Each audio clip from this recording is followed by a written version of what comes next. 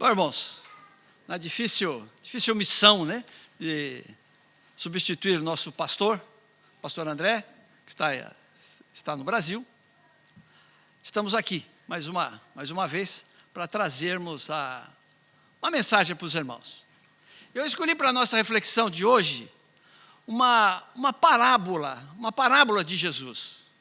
É claro que eu escolhi uma parábola muito fácil, né? Claro que eu escolhi uma parábola muito fácil, porque isso facilita o meu serviço, né? Mas antes de iniciarmos a nossa reflexão, nós vamos mostrar algumas regras que nós temos que ter para entender uma parábola. E eu coloquei aqui 3 regras básicas para entendermos uma parábola. A primeira, o que vem a ser uma parábola, né? A resposta, eu diria que qualquer crente, qualquer irmão de igreja, daria uma resposta do que vem a ser uma parábola. Eu diria até que até os de fora, aqueles que não têm nenhuma intimidade com a palavra de Deus, também arriscariam uma definição do que vem a ser uma parábola, né? E a definição é que é uma forma pedagógica de ensino. Parábola nada mais é do que uma forma pedagógica de ensino, onde o narrador ele usa de um acontecimento para trazer uma mensagem para aqueles que estão ouvindo. Então, parábola é isto, é uma forma pedagógica de ensino, simplesmente. A segunda regra de uma parábola é que pouca gente sabe, que essa forma pedagógica de ensino não foi só usada por Jesus. No Velho Testamento, né, os profetas também usaram muito essa forma pedagógica de ensino. Eu também diria que talvez a parábola mais conhecida do Velho Testamento foi dita pelo profeta Natã. Quando ele foi dar aquele puxão de orelha no rei Davi a respeito daquela morte daquele soldado Urias, então esposo de Betsaba. Então, Natã contou ao rei uma história a respeito de 2 homens, um rico e um pobre. Então, o texto está lá em 2 Samuel 12, parábola muito conhecida no meio evangélico. A terceira regra para entendermos uma parábola é que toda parábola ela tem uma história principal, ela tem um eixo central e tem também um personagem central. Toda parábola tem isto. Tem um eixo central e tem um personagem central. Não foge disto. Toda parábola tem isso. E a quarta regra, que deveria, claro que essas regras não estão em ordem de importância, claro que não tem. Mas a quarta regra principal de uma parábola, para nós entendermos uma parábola, é claro que nós temos que ter a ação do Espírito Santo em nossas vidas. Senão, nós lemos e não entendemos. Passa apenas a ser uma história. Então, diante disto, vamos para a nossa parábola, né? Então, a parábola que eu escolhi, como eu disse, claro que é uma parábola muito conhecida e muito fácil. E ela só foi citada pelo evangelista Lucas. Só Lucas falou a respeito dessa parábola. Creio eu que essa parábola seja a parábola mais conhecida no meio evangélico. E diria mais, até mesmo pessoas de fora do evangélico, pessoas que não têm nenhuma intimidade com a palavra de Deus, conhecem essa parábola, ou ouviu falar dessa parábola, ou cita esta parábola de uma maneira errada, fora do contexto, mas citam a parábola. Eu estou falando da parábola do filho pródigo. Parábola do filho pródigo. Pronto. Acabou o sermão, porque todo mundo conhece a parábola do filho pródigo, né? Conhecidíssima, né? Então vamos lá, o texto. Lucas 15, os irmãos abram suas Bíblias, vai estar projetado ali, mas os irmãos mantenham a sua Bíblia aberta, porque nós vamos usar muito o texto. Lucas 15, nós faremos a leitura a partir do verso 11 até o final do texto, para podermos entrar no eixo da parábola, que diz assim, Lucas 15, a partir do verso 11. Certo homem tinha 2 filhos. O mais moço deles disse ao pai, pai, dá-me a parte dos bens que me toca. Repartiu-lhe, pois, os seus haveres. Poucos dias depois, o filho mais moço, ajuntando tudo, partiu para um país distante e ali desperdiçou os seus bens, vivendo dissolutamente. E havendo ele dissipado tudo, houve naquela terra uma grande fome e começou a passar necessidade. Então foi encontrar-se a um dos cidadãos daquele país, o qual mandou para o seu campo para apacentar porcos. E desejava encher o seu estômago com as alfarrobas que os porcos comiam, e ninguém lhe dava nada. Caindo, porém, em si, disse, quantos empregados de meu pai têm abundância de pão, e eu aqui pereço de fome? Levantar-me-ei e irei ter com meu pai, e direi-lhe, pai, pequei contra o céu e contra ti, já não sou digno de ser chamado teu filho, trata-me como um de seus empregados. Levantou-se, pois, e foi para o seu pai. Estando ele ainda longe, seu pai o viu, encheu-se de compaixão e, correndo, lançou-lhe ao pescoço e o beijou. E disse-lhe o filho, pai, pequei contra o céu e diante de ti, já não sou digno de ser chamado seu filho. Mas o pai disse aos seus servos, trazei depressa a melhor roupa, vesti-lhe, pondo-lhes um anel no dedo e alparcas nos pés. Trazei também o bezerro cevado e matai-o, e comamos, e regozijamo-nos, porque este meu filho estava morto e reviveu, tinha-se perdido e foi achado, e começaram a regozijar-se. Ora, o seu filho mais velho estava no campo, e quando voltava, ao aproximar-se da casa, ouviu as músicas e as danças. E chegando um dos servos, perguntou-lhe o que era aquilo. Respondeu-lhe este, chegou teu irmão, e teu pai matou o bezerro cevado, porque o recebeu são e salvo. Mas ele se indignou e não queria entrar. Saiu então o pai e estava com ele. Ele, porém, respondendo ao pai, eis que há tantos anos te sirvo e nunca transgredi um mandamento seu. Contudo, nunca me desse um cabrito para eu regozijar-se com meus amigos. Vindo, porém, esse teu filho, que desprezou os teus bens com as meretrizes, matasse-lhes o bezerro cevado. Replicou-lhe o pai, filho, tu sempre estás comigo, e tudo o que é meu é teu. Era justo, porém, que regozijássemos e alegrássemos, porque este teu irmão estava morto e reviveu, tinha se perdido e foi achado. Senhor nosso Deus, nosso Pai, mais uma vez, Senhor, estamos diante de Ti agora para Te pedir que o Senhor venha estar conosco, Senhor, usando-nos para transmitir a Tua palavra. Usa-nos, ó Pai, conforme o Teu querer, Senhor. E que essa nossa meditação possa ficar gravada em nossas mentes, Senhor, e servir a nós como um farol para iluminar os nossos caminhos, Senhor. Em nome de Jesus que nós pedimos. Amém, Senhor. Se essa história tivesse sido contada para o grande dramaturgo inglês Shakespeare, ela seria apenas mais uma história. Ela seria mais uma história. Mas nós sabemos que ela não foi contada por Shakespeare. Então, ela não é mais uma história.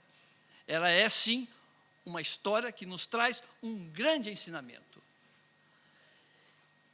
E eu inicio a nossa reflexão com perguntas. Os irmãos, já que estão acostumados com as minhas aulas de quarta-feira, os irmãos sabem que eu gosto muito de perguntar. É uma forma de aprendermos com o texto, é fazendo pergunta ao texto. Aí eu fiz a seguinte pergunta: quem é o personagem central desta parábola? A segunda pergunta que eu fiz para o texto em seguida foi: qual foi a mensagem que Jesus quis passar com esta parábola? Claro que para respondermos essas perguntas, nós temos que entrar no eixo da parábola, ou entrarmos no contexto que envolve a parábola. Se nós não fizermos isso, ela será mais uma história à toa. Lucas, para entrarmos no eixo, então, Lucas inicia esse contexto dessa história, dizendo que Jesus, quando estava pregando, ele estava atraindo com a sua pregação publicanos, prostitutas, ladrões e alcoólatras. E esse tipo de pessoa, nós sabemos que naquela época era indesejável, como hoje ainda são indesejáveis no meio evangélico. Então, conforme Jesus pregava, trazia suas mensagens, esse tipo de público se atraíam, chegavam, se aproximavam de Jesus. Isso estava criando um mal-estar entre os religiosos da época, que não entendia por que Jesus estava atraindo esse tão indesejável grupo social de pessoas no meio judaico. Eles não entendiam. Jesus, então, percebendo todo esse mal-estar, todo esse desconforto dos religiosos, daqueles que o seguiam, então, contou essa história, que talvez fosse algo corriqueiro no meio das famílias judaicas, os filhos saírem de casa. E aí eu volto novamente às duas perguntas que eu fiz no início. Quem é o personagem central nesta parábola? E qual foi a mensagem que Jesus quis passar? Então, eu creio que você já deve ter uma resposta na sua mente, porque a parábola é muito conhecida de todos. Mas guarde ela aí que no final nós vamos trocar algumas informações. Outras perguntas, então, me vieram à mente quando eu comecei a ler esses textos. Será que nós podemos aprender algumas coisas com essas parábolas? Quais lições que nós poderíamos aprender com essa parábola? Quando nós debruçamos sobre essa parábola, nós percebemos claramente que Jesus nivelou os dois irmãos por baixo. Não tem nenhum bom, não tem nenhum ruim. Jesus nivelou os dois por baixo, colocou os dois irmãos no mesmo nível e clamou para um arrependimento de ambos os filhos. Ambos os filhos foram nivelados por Jesus por baixo. Começou por aí. Respondi por aí já essa pergunta.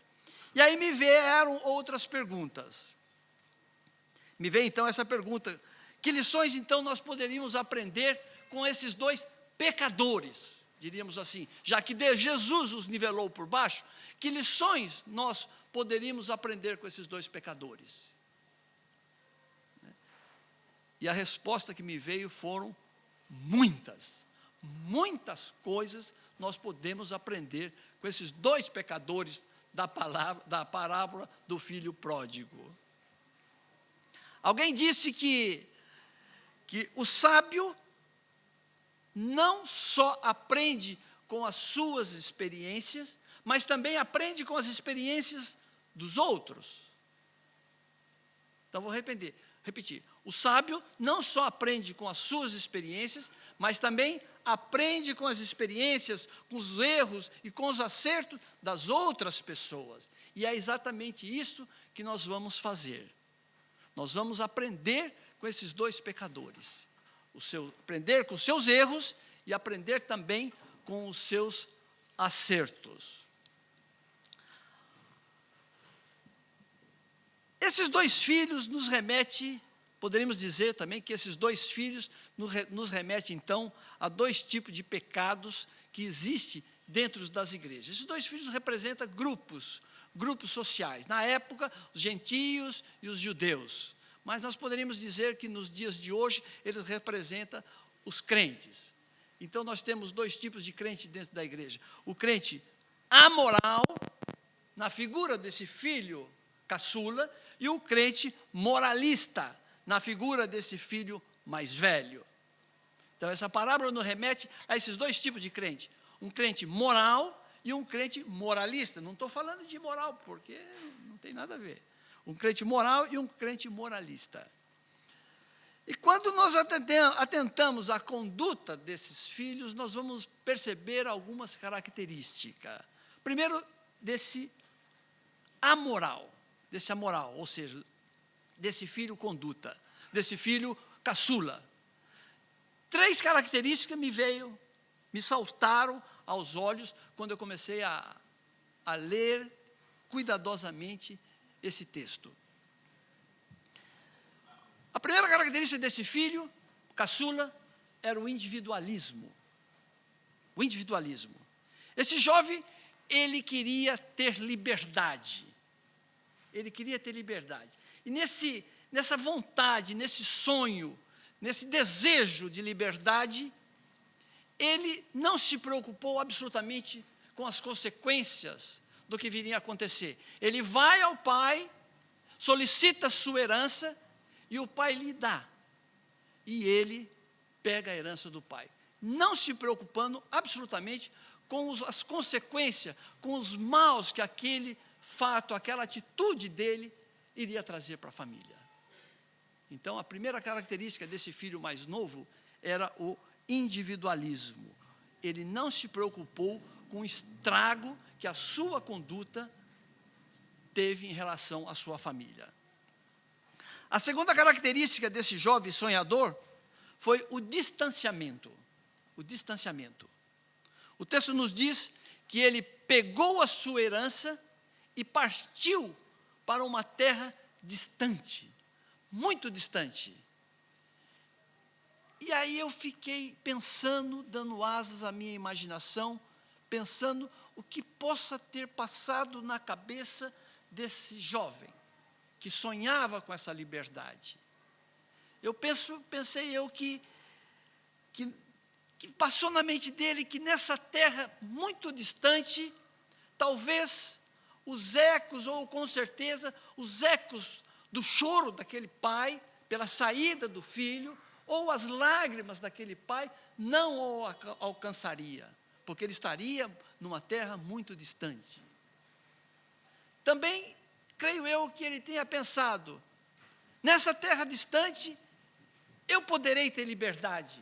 As influências do meu pai não me atingirão. Eu não estarei mais sobre a tutela, sobre a vigilância do meu pai. Lá eu terei liberdade de fazer o que eu bem entender. Nem mesmo as vistas dos amigos do meu pai me vigiarão. Lá sim, eu serei um homem livre, eu terei liberdade. Com dinheiro no bolso, eu fui embora. E lá se foi o filho mais caçula para uma terra muito distante.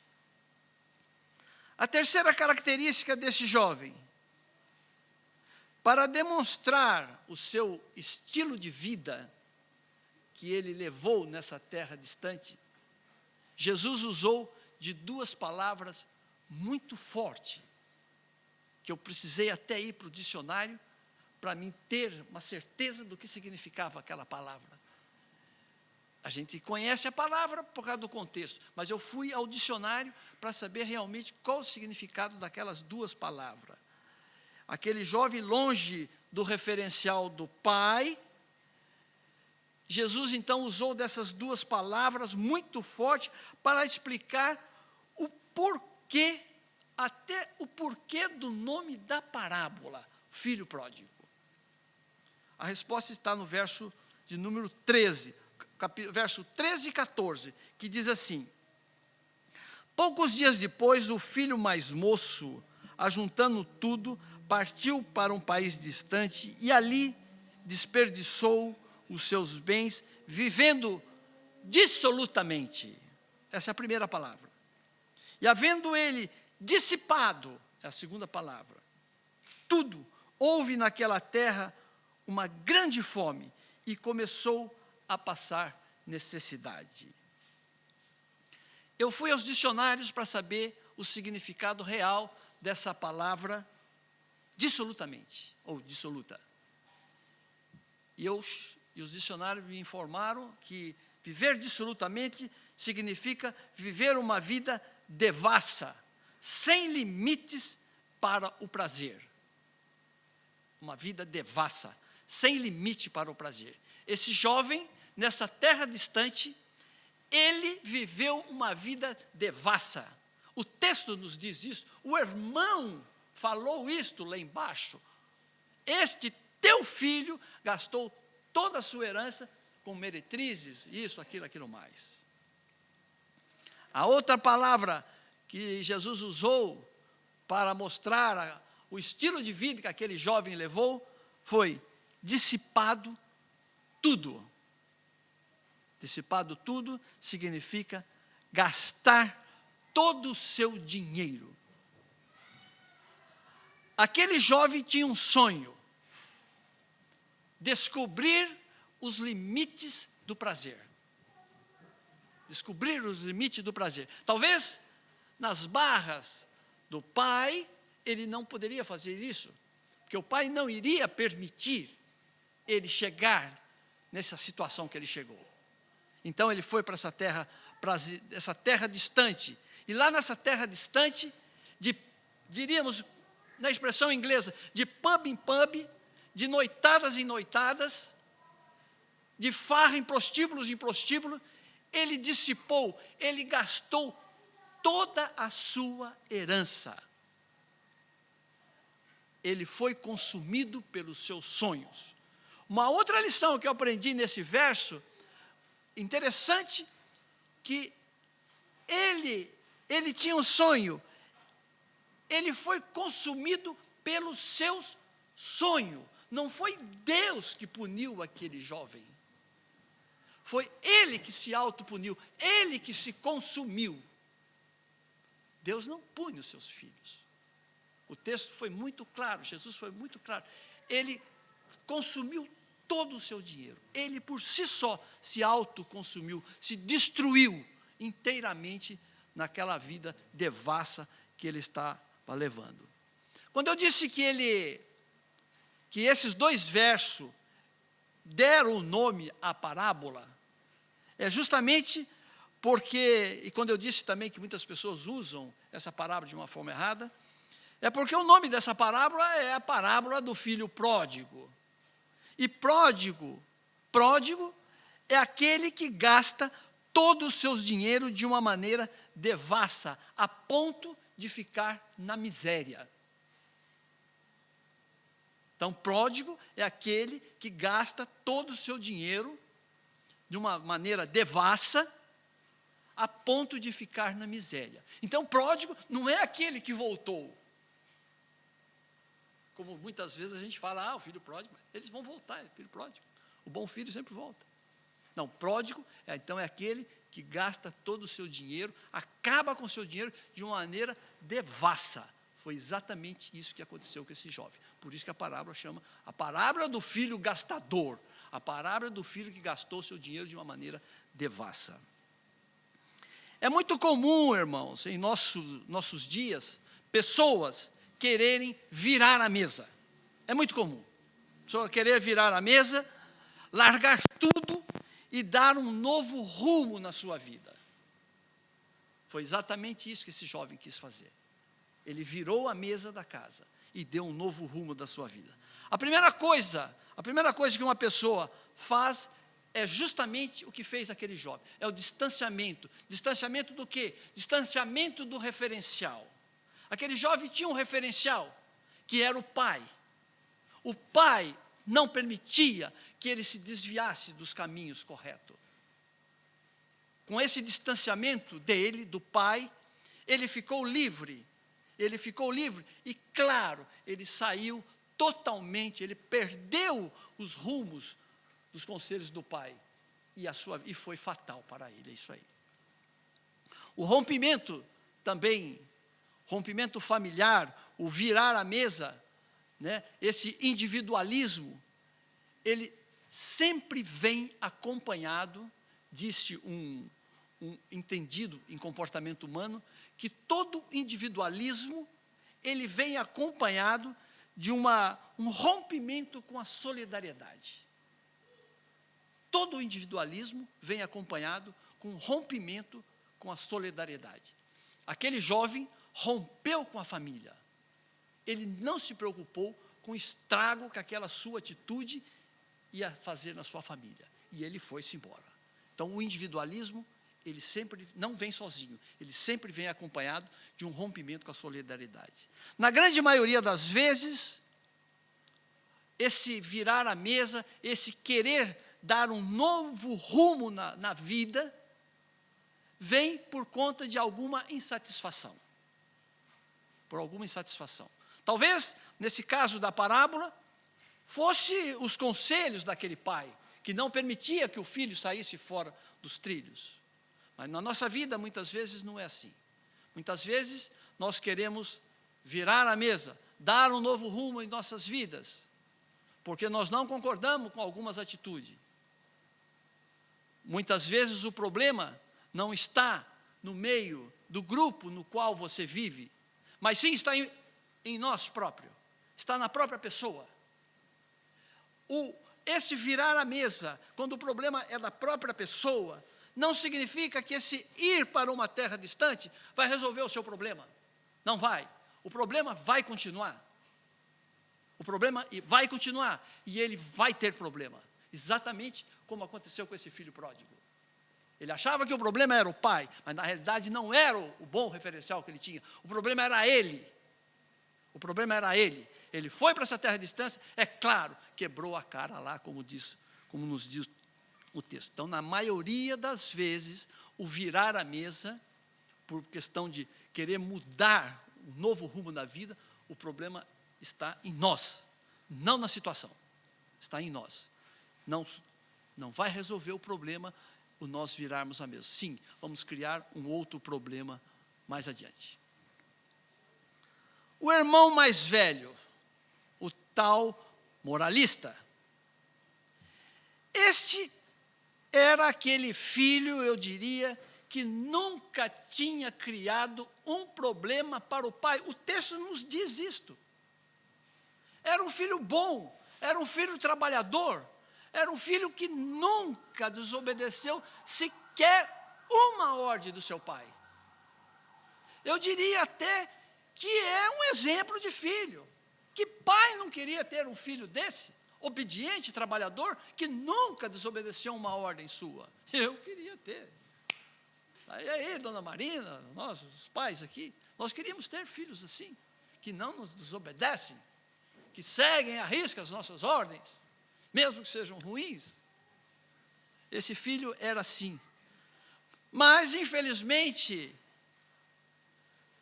ele traz também 3 características. Jesus também o nivelou por baixo, mesmo ele sendo um filho bom, um filho trabalhador e obediente ao pai. Jesus nivelou ele por baixo. E eu também consegui visualizar, deslumbrar aqui no texto, 3 características também desse jovem.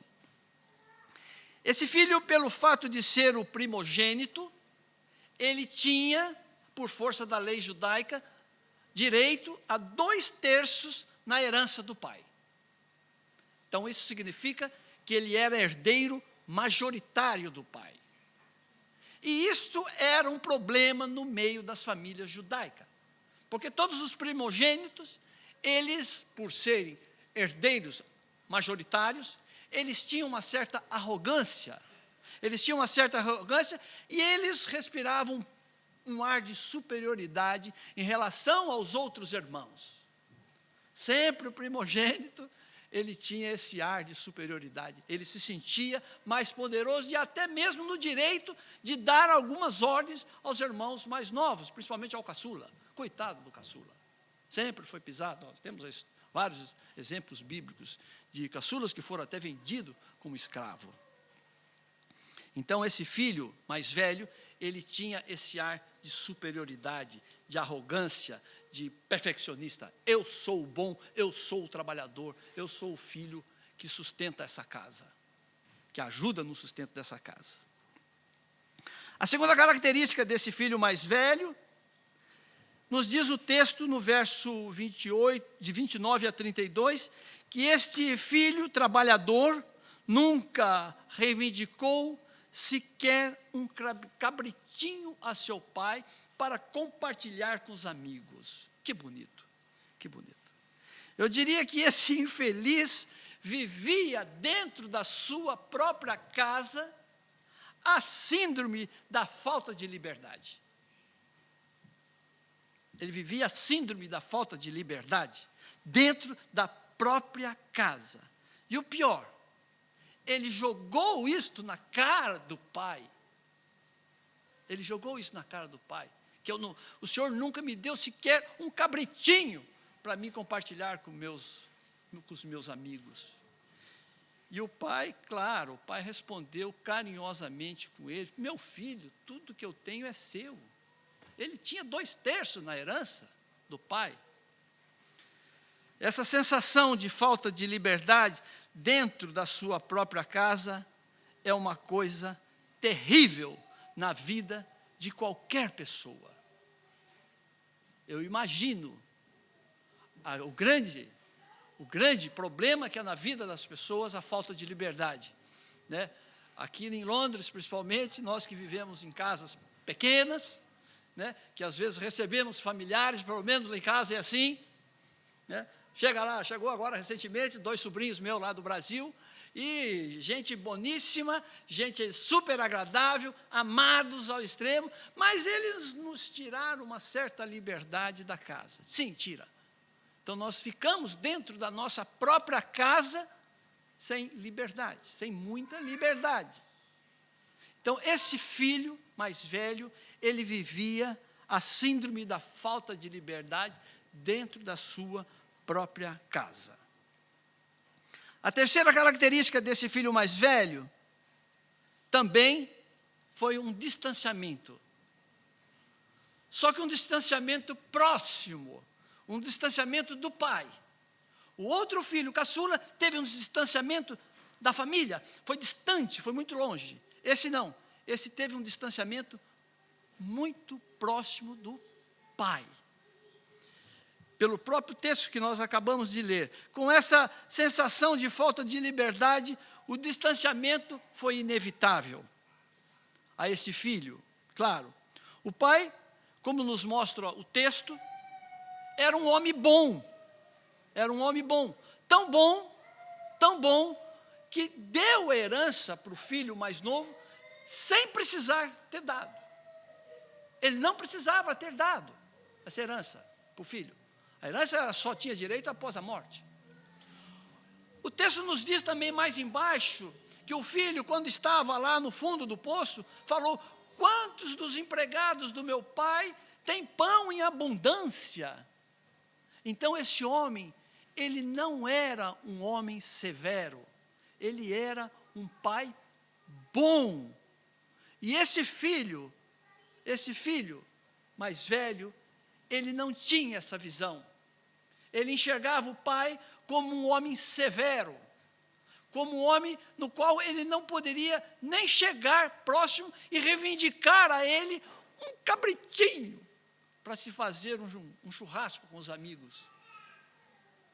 Esse filho mais velho, apesar de estar morando com o pai, vivendo com o pai, trabalhando com o pai, ajudando no patrimônio do pai, ele existia um distanciamento em relação ao pai. Ele não via o pai como pai, ele via o pai como um senhor severo e rude, que ele não poderia chegar, que ele tinha que servir de cabeça baixa, sem argumentar sequer uma ordem do pai. Esse filho, apesar de estar morando com o pai, existia um distanciamento dele em relação ao pai. Então é muito comum encontrarmos pessoas com essas características. Pessoas que se sentem superiores aos outros, que enxergam as outras pessoas de uma maneira ruim, inferior, enxerga as outras pessoas de uma maneira ruim, ou seja, de uma maneira inferior. Pessoas que gostam, às vezes, até mesmo de dar ordem a elas, né? E vivem totalmente isoladas. Vivem totalmente isoladas dentro do meio que elas vivem. Não conseguem se relacionar no meio que elas vivem. Vivem isoladas, distante de todas as pessoas no meio que ela vive. Tudo que as pessoas fazem, ela tem uma crítica. Tudo errado, tudo que as pessoas fazem está errado. Poderiam fazer melhor. Pessoas assim nunca participam da festa dos outros. Sempre tem um ar de crítica. Então, essas são as 3 características desses filhos, tanto do mais novo quanto do mais velho. Aí, outra pergunta me surgiu, quando eu descobri todas essas características, outra pergunta que me veio à mente foi: como esses 2 filhos poderiam ser salvos? Será que existe alguma maneira desses 2 filhos serem salvos? Porque são pecadores. E, novamente, eu percebi 3 pontos aqui. 3 pontos. O primeiro, para aquele que estava levando uma vida longe do Pai, distante do Pai. Verso 17. Diz assim: caindo, porém, em si, disse: quantos empregados de meu pai têm abundância de pão e eu aqui pereço de fome? Aquele rapaz, ele teve um toque. Algo tocou naquele rapaz e abriu os seus olhos. Seus olhos foram abertos. E ele enxergou, deslumbrou, passou provavelmente um filme na cabeça dele, da situação que ele vivia lá na casa dele. Houve um toque nele, e ele caiu em si, da burrada, dos erros que ele tinha feito. Cair em si é o primeiro ponto. O segundo, o cair em si é o primeiro passo na salvação. Algo nos toca para cairmos em si. Se algo não nos tocar, nós não vamos cair em si. Quantas pessoas vivem no erro e não enxergam, porque alguma coisa não tocou nele. Esse filho foi tocado por algo para ele cair em si. O segundo passo, verso 20. Levantou-se, pois, e foi para o seu pai. O só cair em si não significa que nós estamos salvos. Nós temos que ter uma ação. O texto nos diz que esse jovem, além de cair em si, algo tocou nele, ele caiu em si das burradas que ele tinha feito, ele teve uma ação. Ele levantou-se e foi ao encontro do Pai. Ele foi ao encontro do Pai, ele teve uma ação. No processo de nossa salvação é assim, não basta apenas nós termos consciência que somos pecadores. Nós temos que ter uma ação, nós temos que ir ao encontro do Pai, exatamente como esse filho caçula fez, esse filho pecador fez, esse pródigo fez. Ele foi ao encontro do Pai.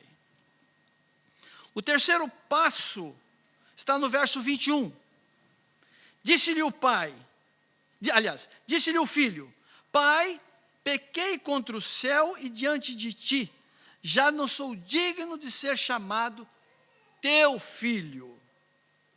Novamente, né, como no item anterior, Deus não nos isenta, no nosso processo de salvação, da responsabilidade humana. Nós temos que ter uma ação. O toque vem de Deus, mas nós temos a responsabilidade humana, nós temos que ter uma ação, parte de nós. Novamente aqui nós vemos a responsabilidade humana viva aqui nesse texto. Esse filho reconheceu que tinha pecado contra o pai. Ele reconheceu que tinha errado e foi ao pai e pediu perdão para o pai. No nosso processo de salvação é exatamente isto. Nós temos que cair em si, nós temos que ter uma ação e nós temos que reconhecer que nós somos falhos, que nós dependemos do perdão do Pai. Nós, pelas nossas próprias forças, nós não temos condições de nos restaurar diante de Deus. Só mesmo a misericórdia de Deus para nos restaurar dos nossos erros. Assumir que errou é fundamental no nosso processo de salvação. Sem assumirmos esses erros, não tem salvação. Aquele filho tentou até se justificar diante do pai, mas o pai interrompeu ele no meio. O discurso dele, que ele ensaiou antes de ir para o pai, era mais longo, mas o pai interrompe no meio. Não permitiu. E a salvação do mais velho. Aí tem que ter a salvação desse mais velho também, não é justo? Também deslumbrei 3 passos, claro. O primeiro passo está no verso 29. Dizendo o rapaz, eis que há tantos anos te sirvo e nunca transgredi um mandamento teu. Contudo, nunca me deste um cabrito, para que eu regozijasse com os meus amigos. Como já dissemos, o filho mais novo, ele vivia com o pai, ele vivia próximo do pai, ele nunca abandonara o pai, nunca desobedecera o pai em nada, mas, no entanto, ele não tinha intimidade com o pai. Ele não tinha intimidade com o pai, nem de pedir um cabritinho. A nossa salvação, ela depende da intimidade que nós temos com Deus. Não apenas uma intimidade para pedir um cabritinho para Deus, mas sim uma intimidade diária com Deus. Esse filho mais velho não tinha essa intimidade. Não tinha essa intimidade com o pai. Liberdade não é só pedir um cabritinho. Liberdade é manter um diálogo direto com o pai. Infelizmente, nós temos muitos irmãos que só chegam a Deus para pedir as coisas. Não é isso que Deus quer de nós. Deus quer uma intimidade maior com Ele. O segundo passo na salvação desse filho mais velho está no verso 30, que diz assim: vindo, porém, este teu filho, que desperdiçou os teus bens com as meretrizes, mandaste matar o bezerro cevado. Eu diria que esse mal-humorado filho não via mais o irmão como irmão, porque ele se referiu ao caçula como este teu filho, não o meu irmão. Este teu filho, não o meu irmão. Ele não via mais aquele irmão pródigo, aquele irmão gastador que delapidou o patrimônio da família. Ele não via mais aquele irmão como irmão. Aquele pai sim, tinha, eu diria, todo o direito de não mais reconhecer aquele filho como filho, porque esse rapaz delapidou o patrimônio da família, gastou todo o dinheiro da família. Mas o pai o recebe como filho e recebe com muita festa. A nossa salvação só será possível se enxergarmos os que erram sem discriminação e preconceito. Nós temos que enxergar os que erram sem discriminação e preconceito. Aquele filho mais velho, esse filho mais velho, era um preconceituoso. Ele não enxergava mais e ele não perdoou o irmão daqueles seus erros. O terceiro passo na salvação desse infeliz, verso 32. Regozijamo-nos e alegramo-nos, porque esse teu irmão estava morto e revivera, tinha-se perdido e foi achado. Parece Até que eu estou vendo aquele pai falando para esse mal-humorado filho: larga a mão disso, sua mala. Entra na festa do teu irmão. Porque esse teu irmão, ele estava morto e reviveu. E ele está no nosso meio. Vem para a festa. Vem para a festa. A nossa salvação, irmãos, ela está vinculada a nós nos alegrarmos com aqueles que estão voltando para a casa do Pai, sem olhos de preconceitos, sem apontar os erros das pessoas. A nossa salvação depende exclusivamente também disto, de termos um olho bom para ver as pessoas, enxergar esses que estão voltando para o convívio do lar como realmente como irmãos que somos. Aquele pai recebeu aquele jovem, aquele filho rebelde, que provavelmente estava fedorento, porque ele apacentava porcos, talvez até descalço, porque o texto nos diz que o pai colocou-lhe umas alparcas no pé, talvez barbudo, cabeludo, cheirando mal. Mesmo assim, aquele pai abraçou aquele filho e beijou, com todo o seu problema, todo o seu mau cheiro, com toda a sua imundície, com toda aquela situação horrível. Aquele pai abraçou aquele filho, mesmo ele estando naquela situação de miséria e mal cheiroso que estava.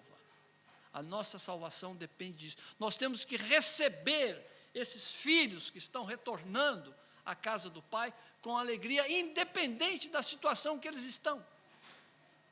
Independente da situação que eles estão. Não aponte os erros, não aponte isso, não aponte as falhas, não queira você querer arrumar a pessoa, deixe isso por conta de Deus. Ele faz o serviço. Meus queridos, infelizmente, carregamos muitos desses irmãos. Cada um de nós temos alguns itens desses irmãos. Temos muitos itens desses irmãos. Só mesmo o Espírito Santo de Deus para nos livrarmos disso. Finalizando, a outra pergunta que eu fiz foi: que conselhos esses dois filhos poderiam nos dar? Esses dois pecadores poderiam nos dar, se fosse possível. Que conselhos eles poderiam nos dar? O pródigo, o gastador, eu marquei aqui. Primeiro, não seja individualista. Não tome decisões que vão afetar as pessoas que o cercam. Aquele filho tomou essa decisão. Quebrou a casa, criou um mal-estar tremendo na casa. Então, o primeiro conselho que eu acho que ele daria a nós é isso aí. Não sejam individualistas. Eu fui individualista, quebrei a cara. O segundo conselho: procure conselhos com os de fora. Procure conselhos com os de fora. E aí, quando eu estava fazendo o texto, me veio até à mente um compositor brasileiro que escreveu uma música dizendo assim: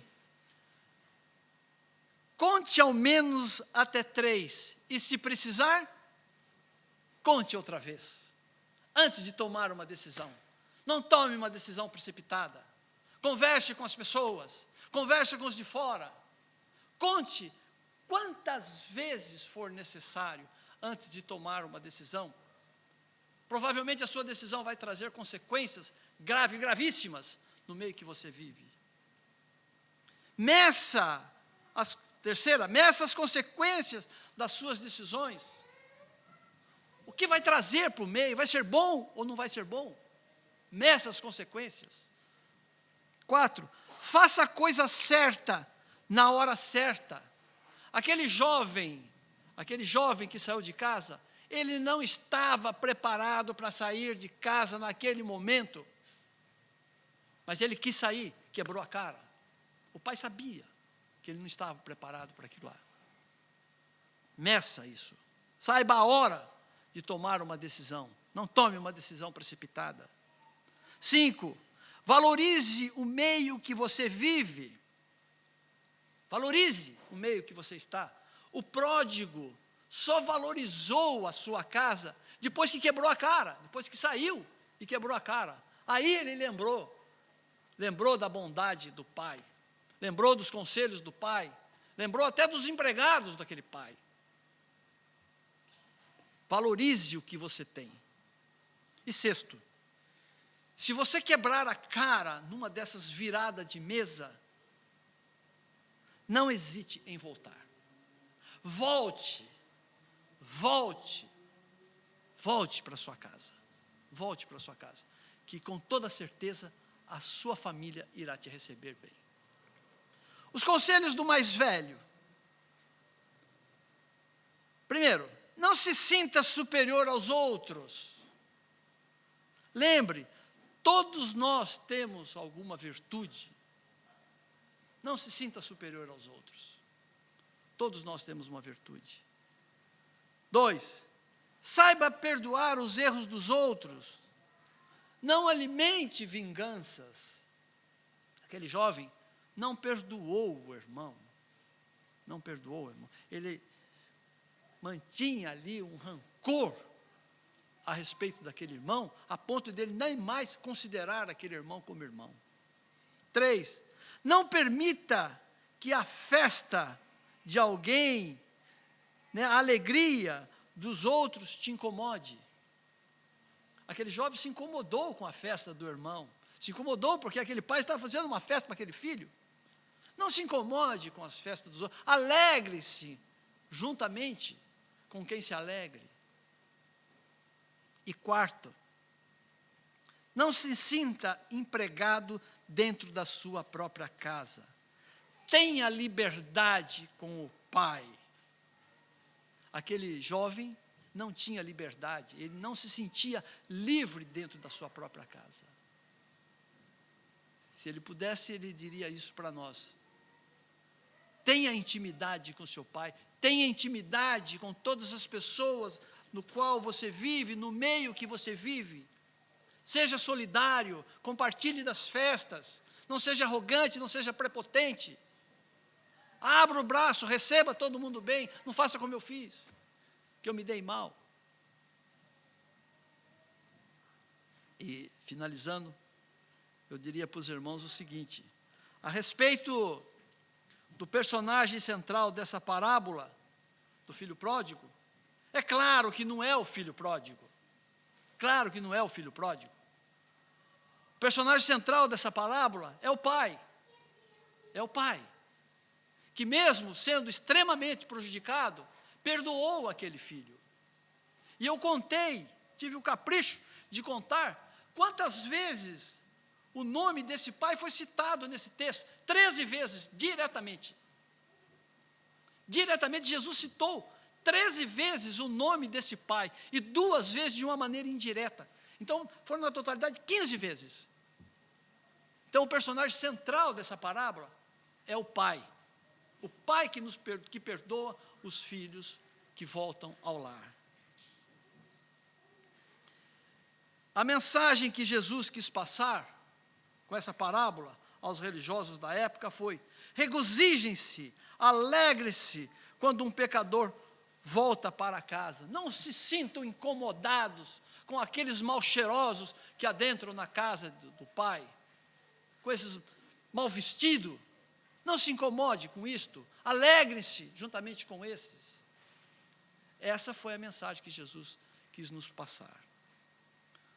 Outro detalhe importantíssimo dessa parábola, que passa despercebido por todos nós, é que aquele filho que levava uma vida devassa,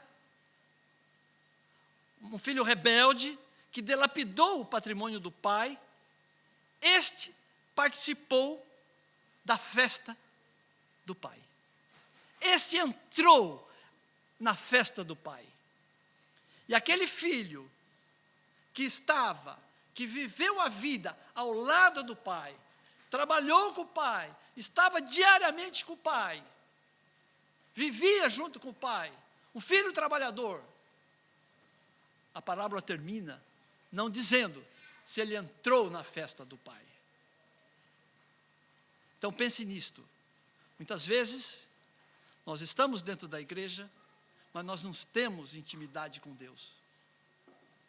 Muitas vezes estamos dentro da igreja, mas nós não participamos da festa dos outros. Ficamos por fora, criticando, por lá de fora, criticando, apontando e não trazendo solução, mas sim só criticando.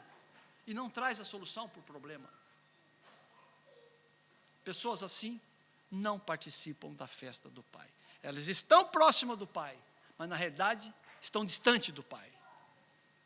Então, irmãos, que essa palavra fique gravada em nossas mentes, que para nós entrarmos na festa do Pai, nós temos que receber esse toque de Deus, nós temos que ter uma atitude, uma mudança de postura, e nós temos que nos reconhecer que nós somos pecadores e carecemos do perdão do Pai. Amém, irmãos? Senhor nosso Deus, nosso Pai, nós te agradecemos, ó Pai, mais uma vez, por essa oportunidade que o Senhor nos deu de podermos trazer esta palavra, Senhor. Que ela fique guardada em nossas mentes, Senhor, e sirva para nos ensinar, Senhor, como devemos nos portar na Tua casa, Senhor. Ensine-nos, não permitas, ó Pai, que as nossas condutas atrapalhem a nossa entrada na Tua festa, Senhor. Não permitas, ó Pai. Traga-nos, Senhor, nem que seja com mão forte, Senhor, para o convívio Teu, Senhor, para participarmos dessa festa. Ensine-nos, ó Pai, a ter intimidade contigo, Senhor. Nós te agradecemos por isso, Senhor, em nome de Jesus, Senhor. Amém, Senhor.